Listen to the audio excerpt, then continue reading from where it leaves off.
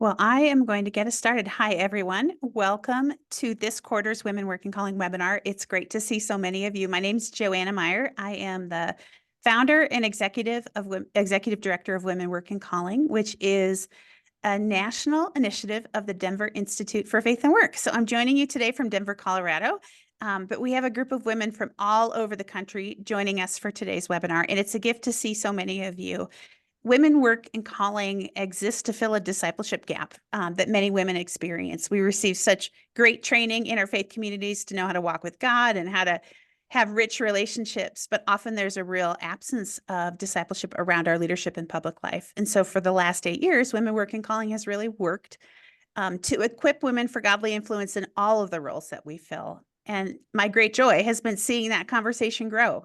We're now serving women all over the US and all over the world. And this webinar is a great example of that. So if it's your first time here, or if you've been here for years, we love having you part of this conversation. And we look forward to more opportunities to grow with you as you think about stewarding your gifts in the world.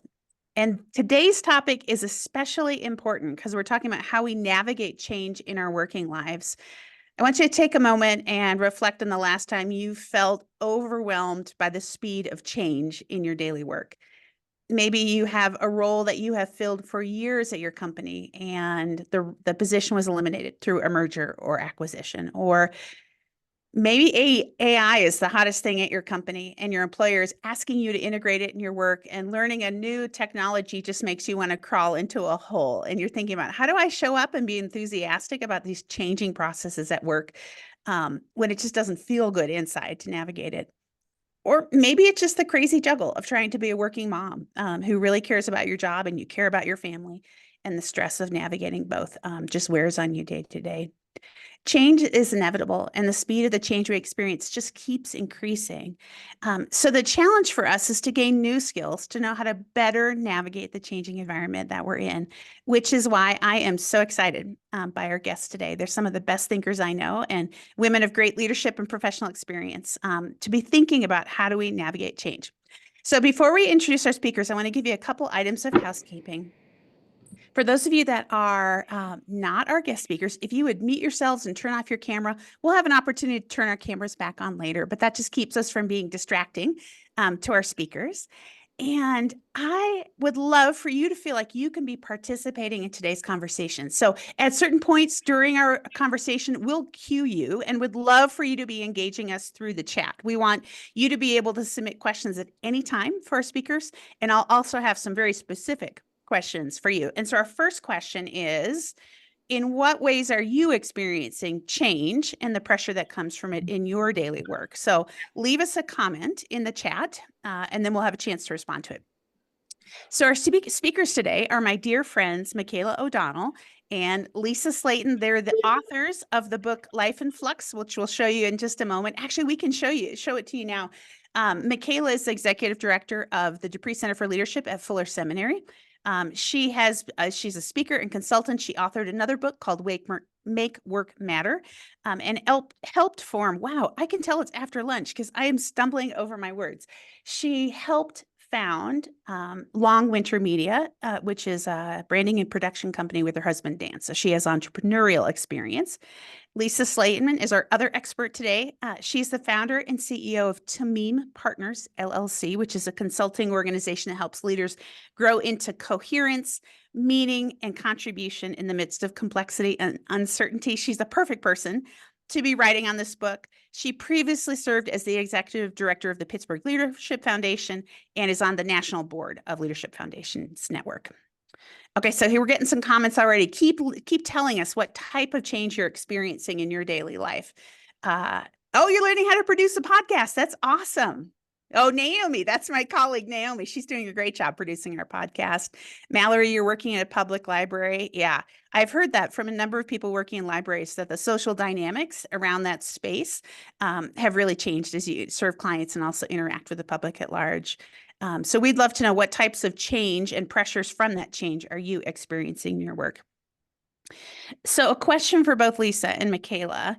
Research shows that people experience significant transitions every 12 to 18 months, which means that that's 30 to 40 big transitions in our lifetime. And I have a two-part question for you. Based on your research, what are some of the most common sources of flux or change? And how does it affect the lives of the people that you serve? This is a question for both of you. Lisa, why don't we start with you? Sure. I mean, the big ones that are easy to name are things like a marriage, a divorce, the birth of a child, the loss of a loved one, the change of a job, the move to a new city, the purchase of a home. I mean, the list is, can go on, but these are more significant ones. They're requiring oftentimes a shift in physical location, as well as sort of your emotional and spiritual space. So those would be some of the big ones that I would name. And I just want to add one thing to the every 12 to 18 months. Michaela and I realized this, we were talking about this a while back. If we're going through a transition every 12 to 18 months, then, and it's a transition, right? It happens over a bit of time, then chances are we're either headed into one or in one, or we're coming out of one almost all the time, right? There's 3 days in between where you get to breathe and smile and feel great. And then boom, the thing is starting to build again. There's something coming. So I just want to put that out there because I think it's important to remember how much we're going through at any given time and really pay attention to that.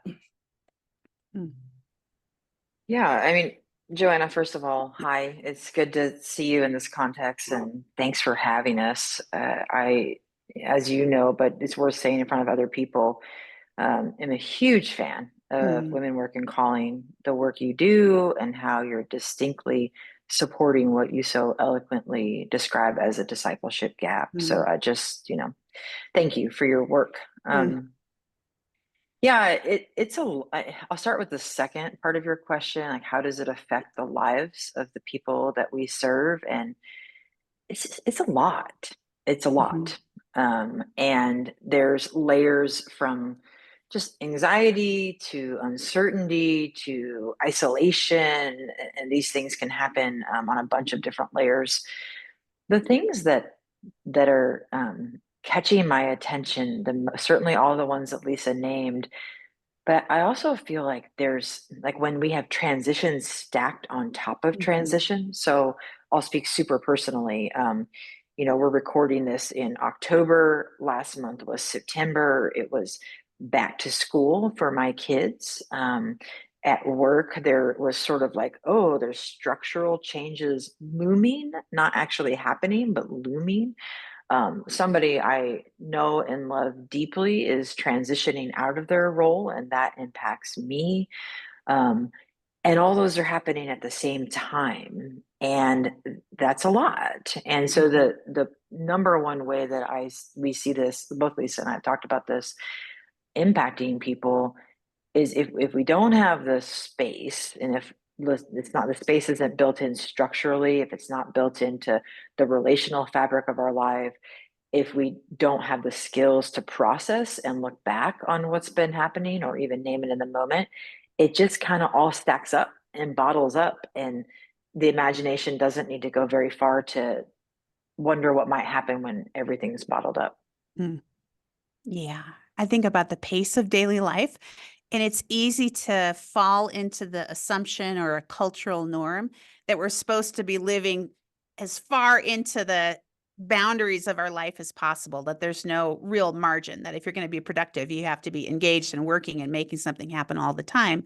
But when change is happening, the disruption, the emotional stress, if we don't have space to deal with it or processes to deal with it, there's really nowhere else for that emotion to go except out in unhealthy ways. So I'm so thankful for what you talk about in your book.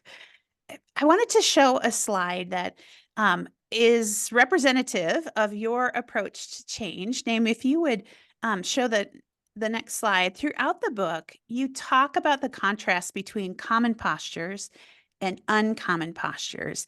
And each time I ran across this contrast in your writing, it gave me pause because that uncommon posture, as I think about my own life, is so unnatural and yet so inviting. And so I wanted to highlight the first one because it really frames our conversation.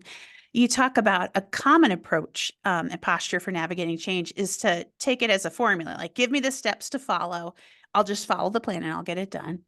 But an uncommon posture is to embrace the long, slow work of becoming becoming that which will help me be at peace, even when life is in flux. And so it's a change. It's not eliminating the source of strain, but it's a fundamentally different response to that. And I know that that comes from something we could refer to as inner work. And I wanted to hear more about that from you, Michaela, because I think we might hear inner work and think, oh yeah, that means getting some counseling. And I think you're talking about something different. So like, I'm going to give you some room to run here. Like, tell us, like, what do you mean? And how does that anchor this process of navigating flux? Yeah, it's a great question. First of all, I'm the daughter of a therapist, so I am positively biased toward counseling. It's like Mhm. just it's a great thing. I'm not the daughter of a spiritual director or a coach, but I am also positively biased towards those things. So there certainly is this professional space that we can think about when we think about inner work. But I know both the Denver Institute and the DePree Center, where I'm the executive director, we've woven this language into our organizations. I mean, Lisa, you have your own, history of using the terminology inner work, so we're in shared space here. Um, I think though sometimes it's like, well, what is it? To your point, what is inner work? And in the book, Lisa and I define this as really the process of becoming who you're becoming. And as people who are Christians, we believe this has a lot to do with the journey that God's got you on. And it's a Mhm. discipleship journey, right? And at the DePree Center for a long time, people were like, well, what is that in the Bible? Is that like a biblical thing? Like, what can you like Mhm. anchor that for me in scripture? And so one of my colleagues, his name's Mark Roberts, he is a New Testament theologian. So we're like, Mark, can you just fill all this out for us? Bless you. Can you fill all this out for us? And so if that's like something that's interesting to you to have a larger biblical framework, you can find that at the DePree Center. It's called a Mhm. Biblical Guide to Inner Work. Oh, I But got to see that. yeah, it's actually really helpful. But Mhm. there's one, I'll just read one piece of scripture that then like keeps going into others. But it's in Matthew 23, and it's one of these times where Jesus is basically reading the Pharisees the riot act of, okay, you're in charge of all the things and you're supposed to be all the things, but you actually don't do any of the things. And in Matthew 23, he says this. He says, woe to you, scribes and Pharisees, hypocrites, for you clean the outside of the cup and of the plate, but inside they're full of greed and self-indulgence. You blind Pharisee. And then here's where he's certainly speaking with some tangibleness, but also metaphorically for us. First, clean the inside of the cup so that the outside also may become clean. And there, throughout scripture, we get this really interesting portrayal of Jesus inviting people into that inner work, right? Paul says later on, even though our outer nature is wasting away, our inner nature is being renewed day by day. And that there's very real fruit of this. Like what God, the scripture says, like when we have clean hearts and good hearts, goodness comes. So there's a fruitfulness that comes as a result of this kind of inner work. And we could go a lot of places with that fruitfulness. We could go fruit of the spirit. We could go what's happening in the lives of the people that we're interacting with. We could go into our own heart and motivations. But this inner work, it's the piece that God's really doing in you. That is like what Lisa and I have written this entire book for. It's all these navigational skills that, in their own way, helps you dig into different aspects that we've commonly seen people want to or need to or be invited by God to dig into when life is in flux. Mm. Yeah, it's a fundamentally different approach than trying to manage the situation. It's more about Mm. who we are and allowing our inner lives to be formed through the process. Lisa, one of the things that I love about this book is that you combine deep biblical wisdom with some very practical tools, which we'll discuss in the second half of our conversation. And those tools can seem very counterintuitive. They're in some ways not what I would assume of being a leader. They're not like out front and making change happen, because they are focused on our inner lives. Why do you think this work to help us navigate change is specifically important for women leaders?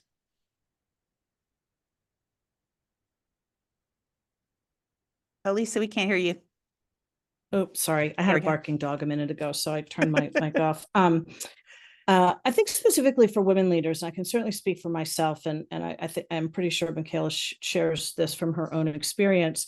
I would say a lot of the exemplars that we look at for leadership come from male archetypes. Mhm. So it's the strong, the powerful, the muscle up and get it done.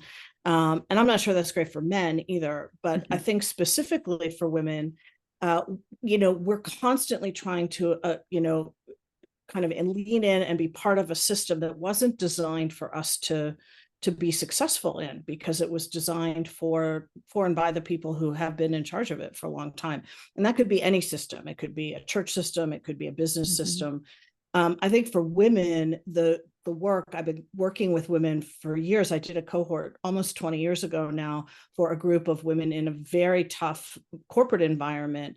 And it was all about finding your voice as a woman. And it really goes back to starting with this question of not what should I do, but who am I, right? Who am I? Who did God uniquely make me to be? And how do I bring that into every place where he calls me to live and serve and work and play?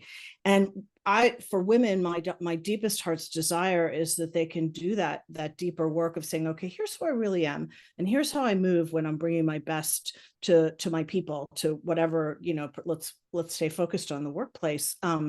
And that may not look like anybody else, right? I might not see a template out there that matches what I've always perceived leadership to be. And our desire is for women to gain more confidence in and trust in themselves along the way. Michaela and I really wrestled with this, because one of my own personal issues is, do I trust myself, right?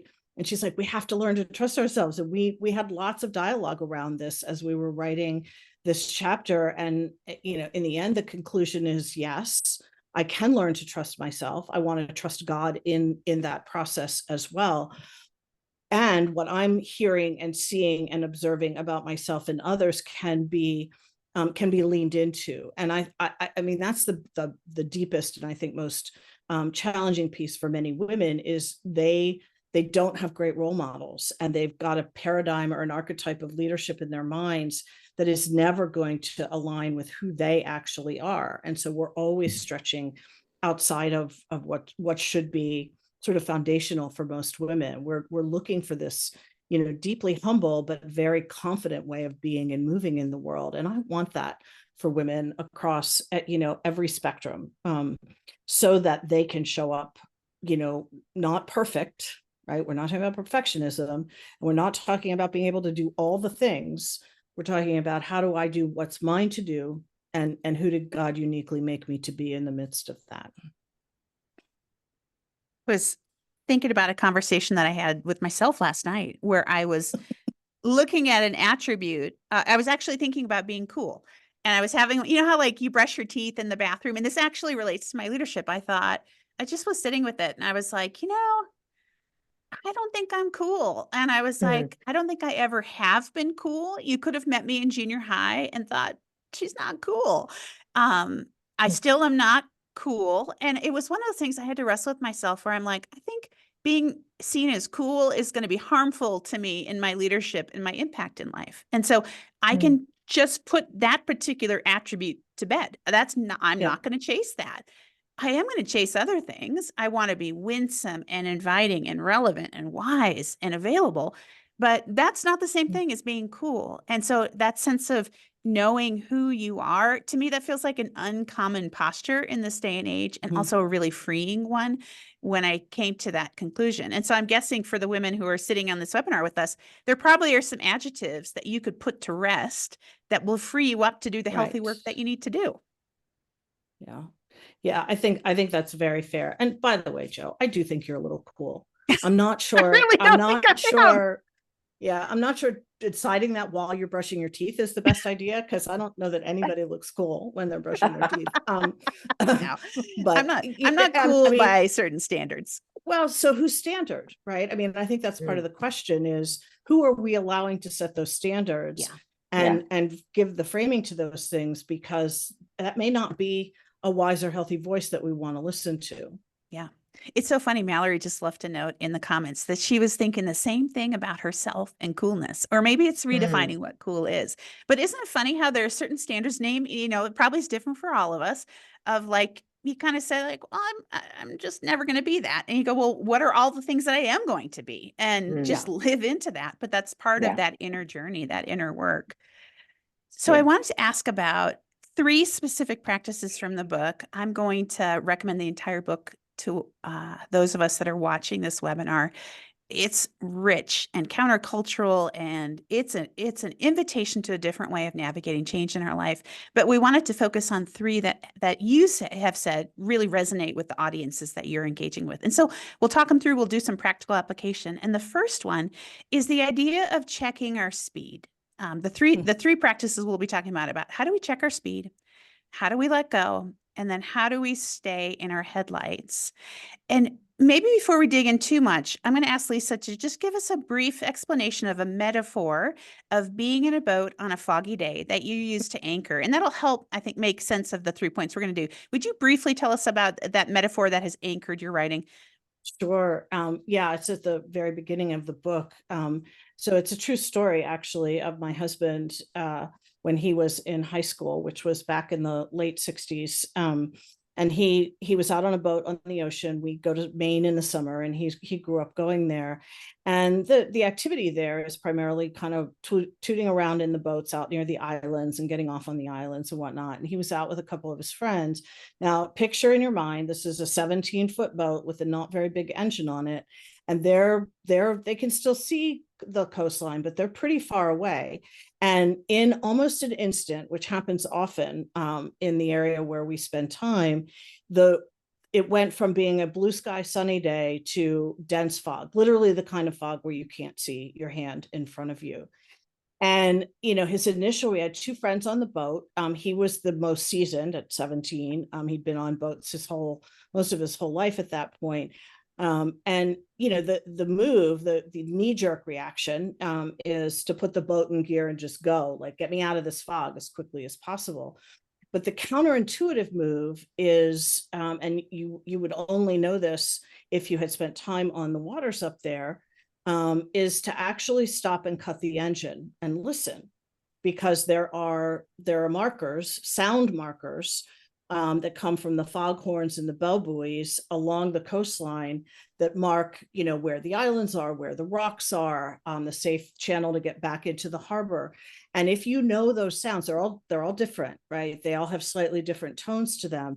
And if you know those sounds and you start to move towards them, you can slowly make your way back to shore. Now, you got to do it repeatedly. So it's cut the engine and listen, and then identify where you think the sound is coming from and move, and then do the same thing again, right? Take the incremental step and repeat, because the sound can be tricky. It bounces around out there. So you might think it's east, and all of a sudden you stop and listen again and go, no, I think it's really west. And the other thing you're always listening for is kind of danger, which would be in the form of other boats, right? Who, you're in this little tiny boat and a big boat comes along and they can't see. You may not, who knows what kind of radar there was in 1967, but it certainly may not have flagged a small boat on the water. And so it's up to you to pay attention.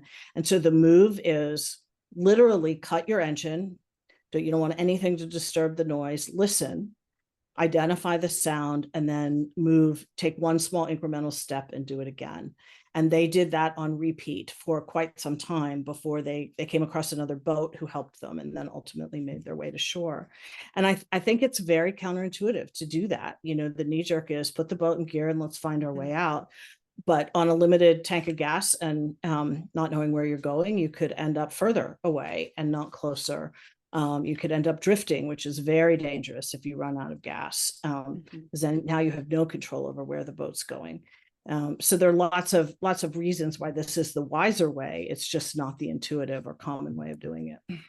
Yeah, as you speak, I can feel the anxiety of the disorientation of being in the fog. And, some of you have been describing the change that you feel. I think, oh yeah, I bet it feels like you're a bit in a fog, either fatigue or confusion or too much change happening. And so that's such a powerful metaphor. And my tendency is always to put my shoulder into it and just like push my way out of Yeah. change.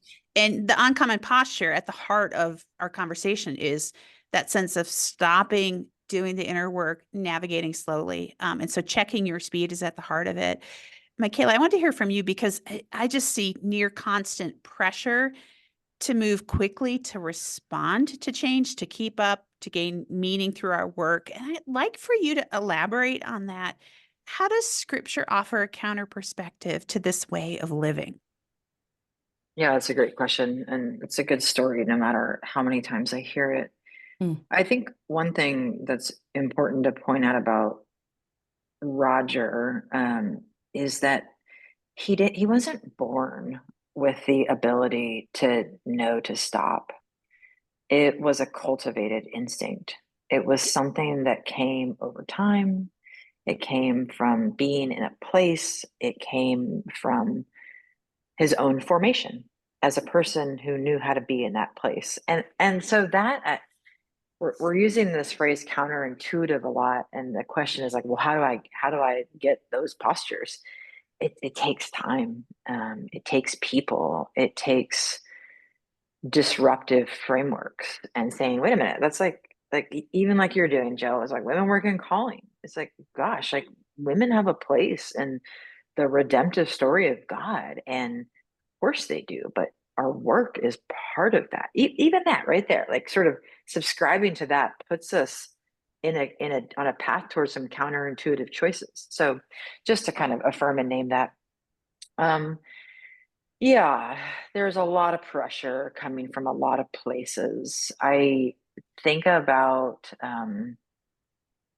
the book of Exodus actually and Pharaoh, and in a lot of things that are happening with Pharaoh and in the book of Exodus. So let me narrow a little bit. But in the beginning of the book of Exodus, you get a picture of somebody who's in charge and is driven by a lot of anxiety and a lot of fear and a lot of we've got to. And that's I'm certainly inferring some things there, but just run with me. And out of that, or alongside, or as a result, whatever it is, he looks for more and more from people in like totally exploiting the Israelites, right? Okay, and then at one point he gets even more fearful and he's like, the Israelites are growing. He's like, let's take away their straw and brick and keep their quotas the same. So, AKA, let's make it harder for them to work. We're not going to help them. I want to see them fail. And you just, it's that context that God delivers the Israelites from and brings them out of being an enslaved people. And it's in that context, or on the heels of that context, that God gives people the Sabbath commandment and says, and going all the way back to the book of Genesis, like, hey, like I rested, y'all got to rest too. And everybody deserves rest. Every single person in this community deserves rest. And I, it's wild how in opposition to Pharaoh's kingdom, God's kingdom is. A kingdom of Pharaoh is built on anxiety and multitasking, coercion, being exclusive, all these things. And Walter Brueggemann has a great book on all this called Sabbath as Resistance. And then we get the uncommon way in God, who says, actually, like, you got to slow down. I don't really need you to produce at all ends. That's not really what our thing is built on. You're beloved, you're part of the community. I rest, you rest too. And so the check your speed chapter of this is, in our daily actions, it's real easy to be playing by the rules of Pharaoh's kingdom, but then not even realizing it, not even knowing, oh my goodness, I made 17 choices out of anxiety. The check your speed chapter is like, can we slow down? Can we cut the engine? Can we realign with where our allegiance is as the people of God? And that, like, the world is increasingly full of things like it. And so that work is daily work. And I think at the heart of that is just the theological idea of, are we moving out of scarcity or are we moving out of a trust in God's abundance? And that chapter, the Check Your Speed chapter, is just pointing back to that over and over at the same time of recognizing this is mission critical and difficult work because of how much of Pharaoh's kingdom, I'm using air quotes here, is alive and well today. Yeah, we can be a slave to the speed and to Mhm. the never-ending pressure. It's really helpful. Lisa, I'm wondering if you could briefly walk us through the 4 navigational skills that go along with checking our speed. We can picture them using the boating metaphor, but like, how do we actually pause, cut the engine, listen for signals, and move slowly forward? What does that look like in daily life? It's hard, right? It is counterintuitive. I think for starters, I would say, how do we create the space to self-reflect a little bit? And I'm not talking about, yes, we should do, days away and quiet days and all of that, but some of that feels very unattainable for us, particularly if we have young children at home or we have demands on us in our working community. It's like, how can I possibly take that time? And I think the healthier way to do it is to build sustainability into it, is to learn to pause in any given moment. You can always pause.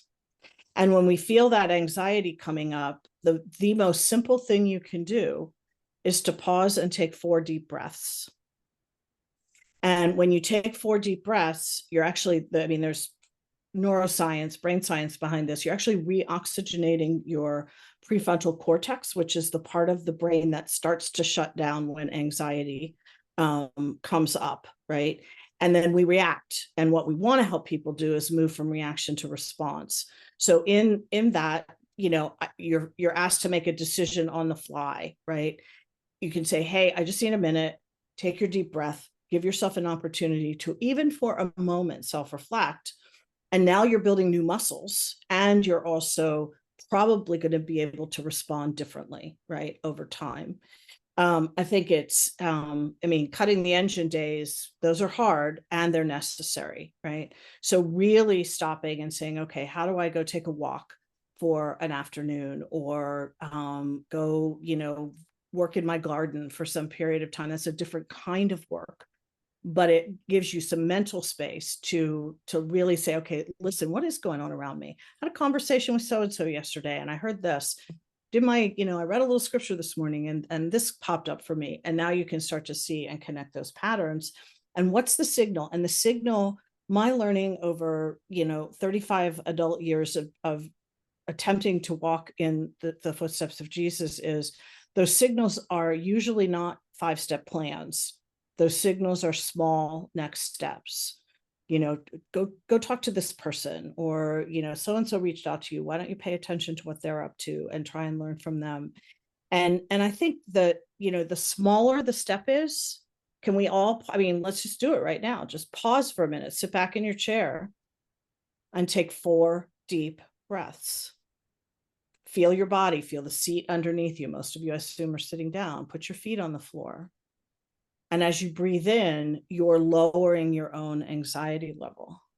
And it's a very simple practice, but it's very, very powerful to undertake. And there's more, but I'll stop there in the interest of time, and people can certainly ask questions. I think that's probably the single most important step I would recommend, so that we move from reactivity to responsiveness, right? What do I really want to have happen next in this interaction or in this situation, rather than just knee jerk? The email comes in all caps and you punch right back, right? You can respond super quickly in all caps. The text comes in from your boss and he's like, I need this report now. And you want to fire back, well, I didn't finish the first 5 you gave me this morning, but you can always pause and choose a different response, right?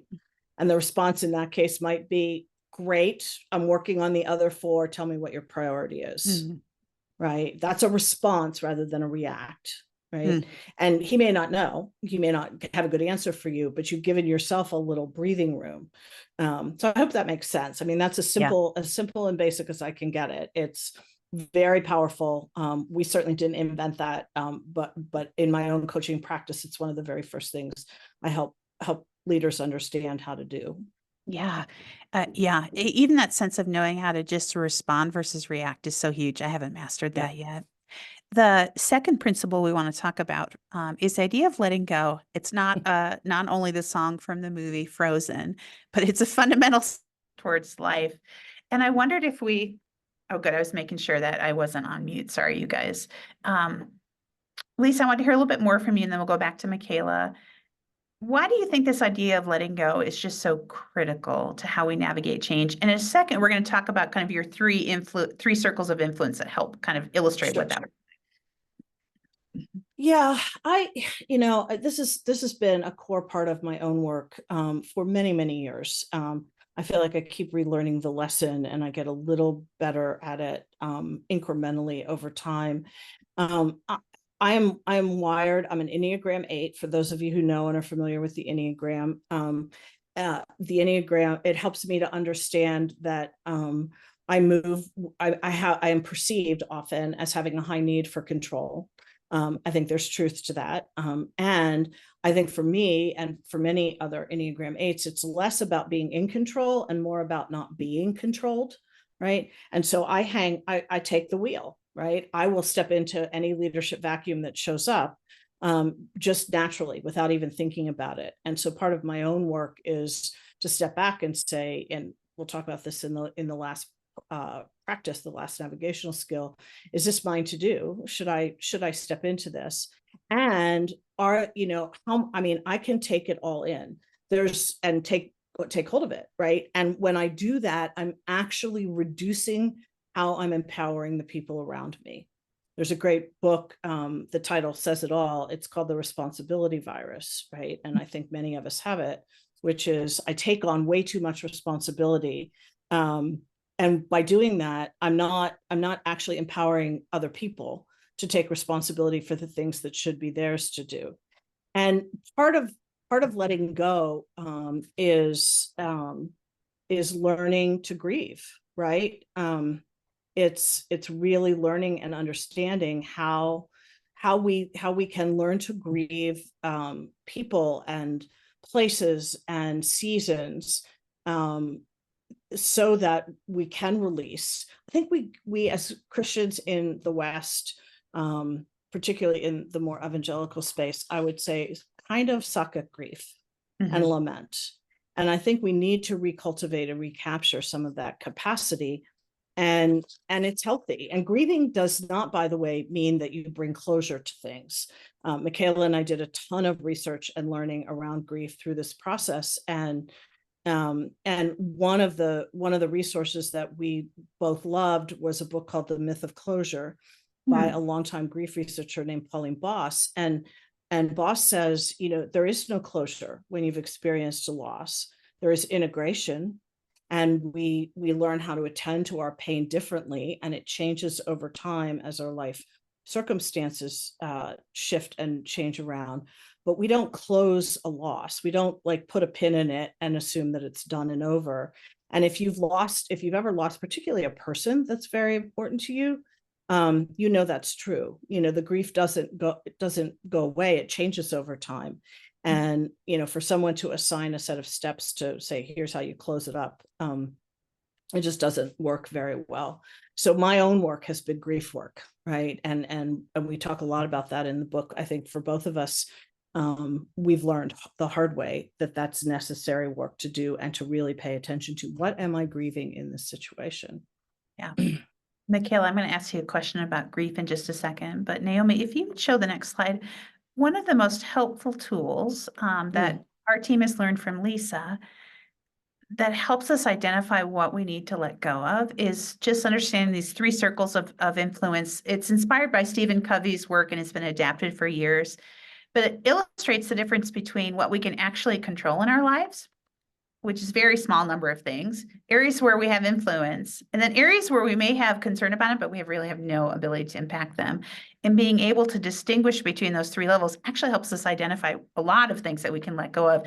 Lisa, would you speak to that just briefly of how does this guide us as we navigate change? Yeah. So I pulled this out at the beginning of the pandemic, because as I realized there was so much anxiety in every system that I was in conversation with, in interaction with, And I realized how much people, emotional energy and mental energy, and even physical energy, people were expending on things that I would put in the circle of concern, right? The area where we don't have a lot of control, we can't even really influence, but there's all this stuff going on around us that distracts us and pulls our attention away. So, do I have to wear a mask here? Is the grocery store going to open again? What are the new rules for back to work? All of these things that are outside of our ability to immediately impact. And in the book, we put in a series of sort of checkmark questions to help you focus in. And I won't go through all of them here in the interest of time, but I'll simplify it down to one statement. And Michaela, you can take it away and add to it. Control most of the time has to do with me. I can control, how I think, what posture I'm taking towards a particular person or situation. I can't control Joanna. I can't control Michaela. I can't control the circumstances around me. I may be able to influence them because we're friends and we're in relationship. But the reduction down to the very few things that I actually can impact or control on a daily basis is relatively small. And once we get our arms around that, doesn't mean I'm going to stop caring about the war in Ukraine or, what's going on with the Supreme Court. But if I'm expending all my energy out there, then I lose all my capacity to actually do the things that are mine to do on a day in and day out basis. Really powerful. And just being able to identify that and say, gosh, I'm spending so much of my emotional energy and focus in the outer two rings can free us and help us identify what we truly need to put down. Michaela, I want to hear from you because I think this journey to letting go of the things that we can't truly control is the work of a lifetime. What does it look like as we do inner work to grow to be able to do this? Yeah, I actually want to go back to Pauline Boss's. Lisa, I don't have our book memorized yet, so I had to pull it up in the book. So I was like, what page is that on? I want to go back to that. I want to go, like Lisa mentioned her book, The Myth of Closure, and I just want to camp there for a minute because I think this gets at your question, Joe. So in common American vernacular, we use Elizabeth Kubler-Ross's denial, bargaining, acceptance. What am I missing? Depression, Anger. Okay, so somebody's gonna get the one that I missed. But it's basically this very linear process. Acceptance. Mallory, thank you. I feel like you have my back right now. I appreciate that. And in the research that we did, and this is like a thread we pulled on, is that model was actually developed for people in hospice situations. It was developed as a linear sort of end of life closure model. And we've been taking something that was meant for a very specific context because we like frameworks, we like 5 steps, we like the things, and because there is help there. Like it's not unhelpful, and we've been applying it at large. And then we've been wondering, why are we back in this? I thought we were at acceptance. And Pauline Boss, she was at the University of Minnesota for a long time, and she did research on people who were processing what she called ambiguous loss.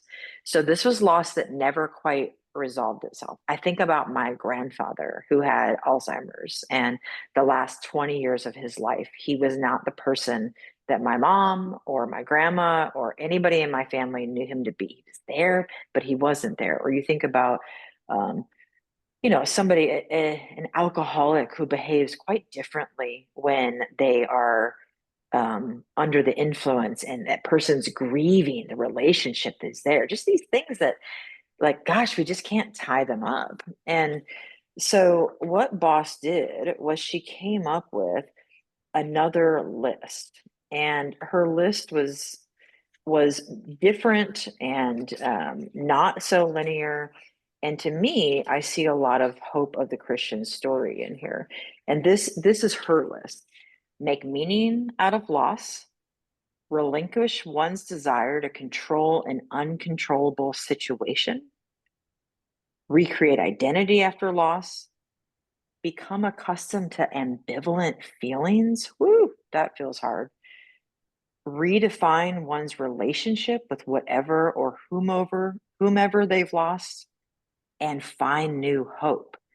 When I read that list, that all feels like inner work.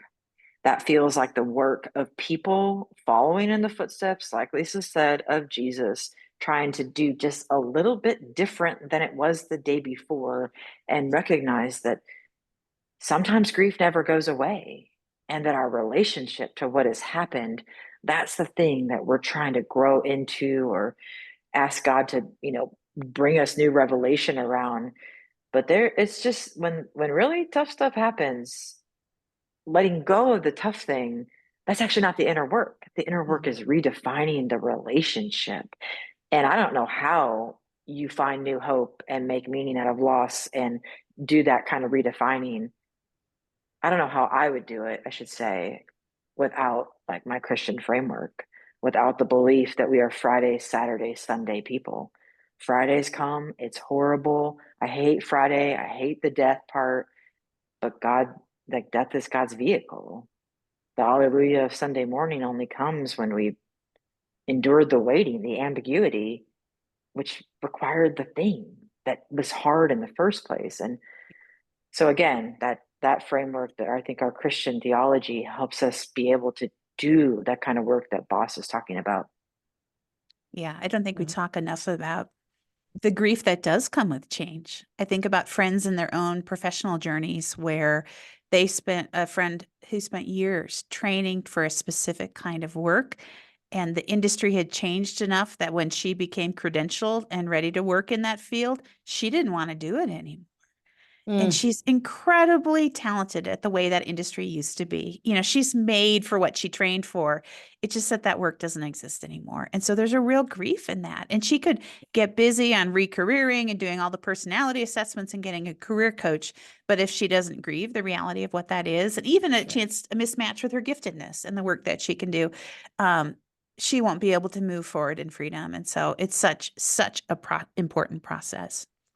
We have about 10 minutes left. And so our last principle is the idea of staying in your headlights, which could seem a little mysterious. Lisa, you want to illustrate, what are you talking about when you say stay in your headlights? Well, this came from a quote that Michaela and I fell in love with by an author named E.L. Doctorow. And he says, the writing journey is a little bit like driving a car in the dark, in the fog. You can only see as far as your headlights, but you can make the whole journey that way, right? And stay in your headlights, for me, I've been a leadership coach for 25 plus years, and every leadership failure I have ever seen is in some way, often the primary way that leader has stumbled has to do with them overextending outside of who God made them to be and where they should be focusing their best energy and attention. And there are almost other factors in place. You can put greed and other things in play there, but a lot of it has to do with people trying to be something they're not, right? And so staying in your headlights is really about doing the deeper work of understanding not only who you are, but who you're not, and then learning to live within the constraint of that. Now, we all dislike the word constraint. But there's health in constraint, right? When we have those guardrails on, we can really bump up against them and say, okay, I don't think this is mine to do, or I do think this is mine to do, and learn to live within the boundaries of who God made us to be. Now, this doesn't mean that we always take the safe route. This doesn't mean that we don't explore and try things. And I think Michaela can speak to this particularly well.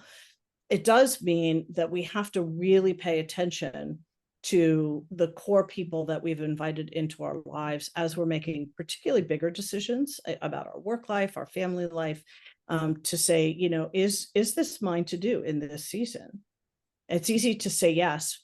We all get overextended. I'm guessing if we did a show of hands in the Zoom way, we'd see a lot of hands go up that says, yes, I feel a little overextended. I look at my calendar. The question is, are you overextended because most of what you're doing you've said yes to that are things you love and that are, made for who you are? Or are you overextended because you're doing an awful lot of things that in my language, I call it being suboptimized, At the very, they're things you can do, but you're not necessarily, they don't give you energy, they don't give you life. And so how do we take a step back from all of that in this deeper inner work and say, okay, what really is mine to do? And how do I stay within my headlights? So again, doesn't mean we don't take risks, we don't try new things, step out of our comfort zone, but we do that in a particular way. Michaela, I want to hear more about that because I'm thinking of two things. I'm thinking about women who have caretaking responsibilities in whatever form that takes, but the mental load of managing work and managing all those responsibilities. You have kids, young kids, so I know that you live with that, but it can be overwhelming, sometimes to the degree that you're not making discerning choices about what you're doing because you're just leaning in and doing what you think has to get done. So I think for women in that spot, it can be hard to stay in the headlights. I also think if you crave variety and you enjoy like joy and fun, sometimes that can pull you into ever more and more things. And I know that you just have that unique gift of like you hunger for that variety. You're an Enneagram 7. So I'm wondering, like, what does this look like in our lived experiences, both leaders and people that have a lot of responsibilities on our shoulders? Yeah, it's a great question. I mean, it happens so fast too. I think that's just the reality of it is, you can, oh, I had such a great summer and it was like downtime and all this. And then like 18 days later, it's like, I've never been more stressed out in my life and what's happening. So just that, it's just very real. Yeah, I have two small kids, they're elementary age. Um, One of the, I think, just really practical complications comes from the way we schedule our lives. So I'm usually saying yes to things that are not that day. And so then you get out ahead and you got yeses that somehow that got clustered and stacked. And then it's all of a sudden you're doing more than you wanted to be doing. And that doesn't work out well for anybody. Um, Structure has really helped me here. This is like really a lot of structure. So there are blocks on my calendar that say do not disturb. There will be no meetings after 3 o'clock on this day or 4 o'clock on this day or 2:45 on this day, and just really structuring that in. And I mean the mom stuff's very real. Like if I just I don't I do not like I just don't want to miss out on anything. Like, and you have to miss out on things because you're human. You can't be all the places, but I don't want to miss out on the things with my kids.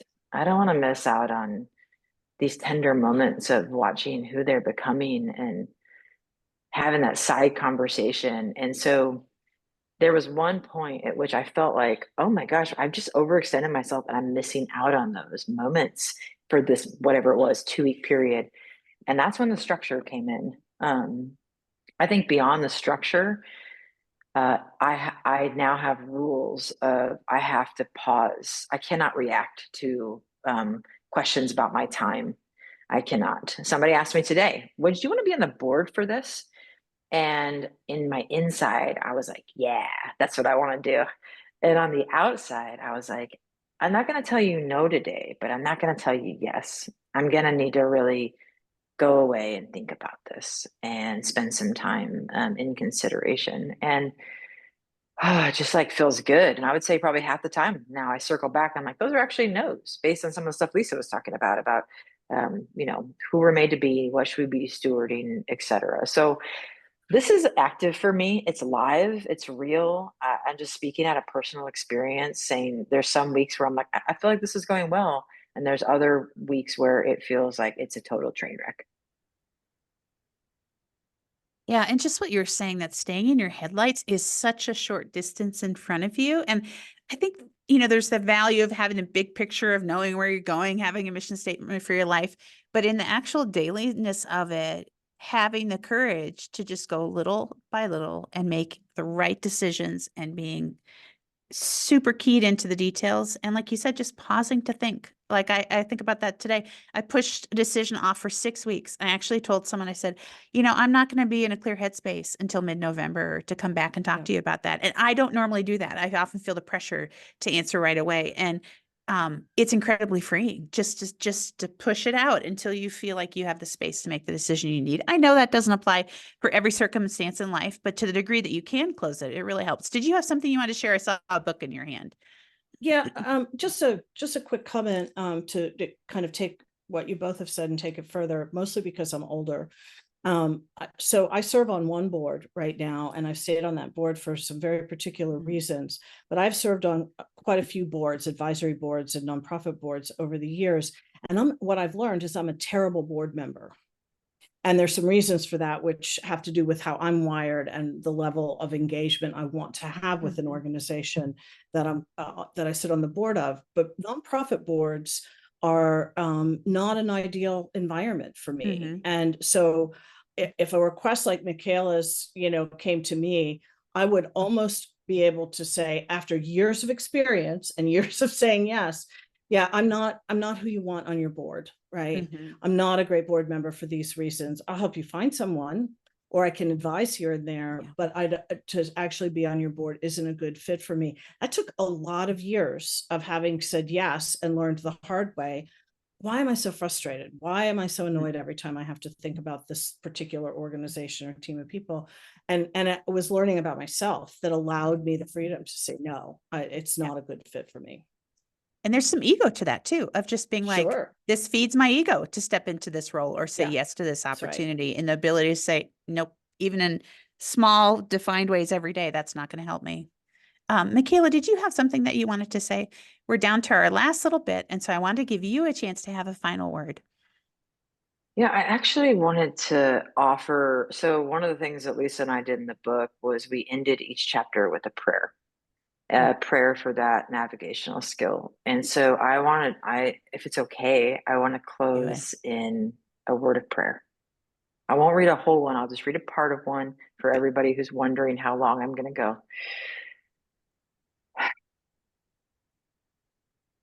Lord, hold me tight and help me calm the impulse to say yes, the temptation to go along, to keep up my pattern of over-functioning or compulsive problem solving. Show me what to let go of.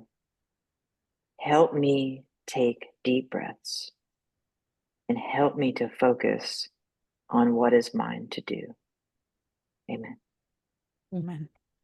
It's a beautiful way to end. Right before we go, I'm going to thank you in just a moment, but I want to remind everyone that we are just under a month away from the annual Women Work and Calling event. It's Friday, November 1st.